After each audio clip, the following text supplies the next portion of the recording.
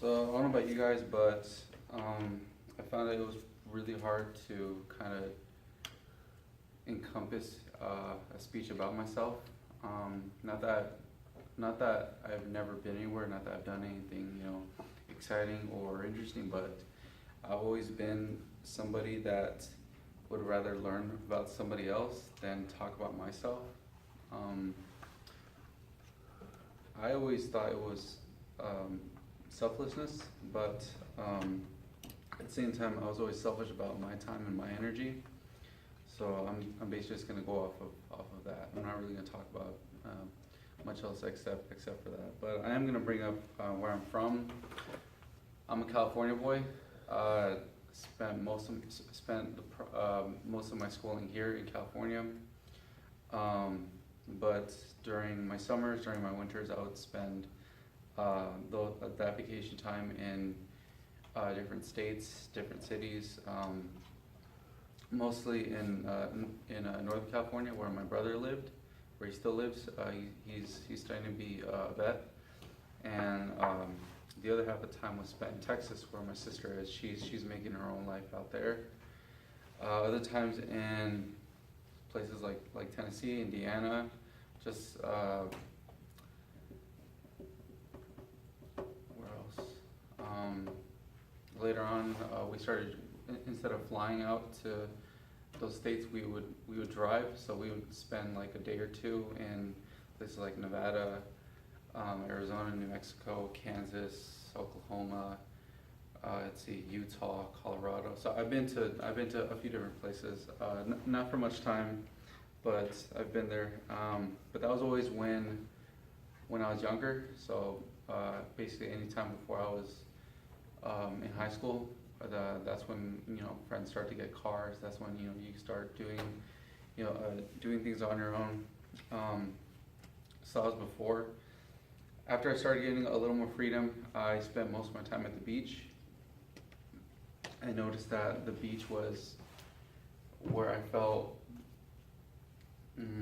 most at home. So it was either doing surfing, skating, just something like that.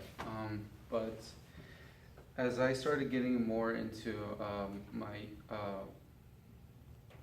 as soon as I started getting more into my adulthood, I've noticed that I would just go to the beach, and it just became my safe haven. Every now and then I will go, and I will travel out, and I will go experience other places in life. But yeah, the beach has become my safe haven. As far as school, like I said, most of it's just been spent here. Work, I spent most of my younger career with my dad in construction. After that, I decided to go make my own path in warehousing, and that's when I realized that I wanted something more, which is when I got into sales. But I realized within about a year that money's not a motivator for me, and that's kind of usually the reason why people go into sales in the first place. It wasn't my thing. So I went back to my safe haven. I noticed how much I love teaching and how much I love learning about people, and I kind of went back into my roots. And it was actually breaking my back. I tore a ligament in my lumbar spine. Got surgery. Had to go through PT, and it was there being a patient in physical therapy that I realized that that kind of set in stone that I want to get into the medical field, because there's just so much that I can do with it. So that's where I'm at right now. I tutor and I coach kids between 5 years old and about 10 years old, because that's really the part, or that was the time of my life that was most impacting for me. So that kind of encompasses everything. I'm gonna bring this full circle. There was a time in a diner.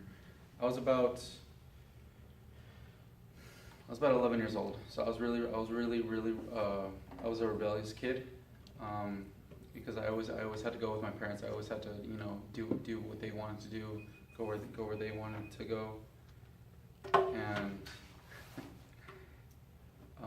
that it was on a Sunday. Well, the details don't matter. What matters is there's an older man with his wife and kids, and you could tell he was very successful, but you could tell he was a very humble, simple man. And he asked me a few questions. He asked my parents a few questions. What was my name? Where did I go to school? How I was doing in school? And then he looked down at me, and he let me know that success isn't being rich. It's not the fancy cars. It's not it's not anything like that.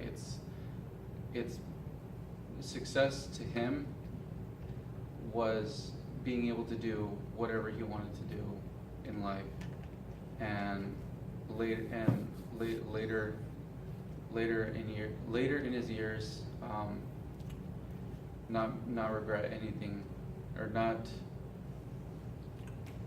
regretting what he did or didn't do.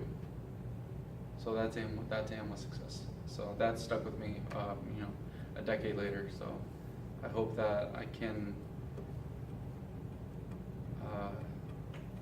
be in my deathbed later on and not regret what I did or didn't do. So yeah, thanks, Dan.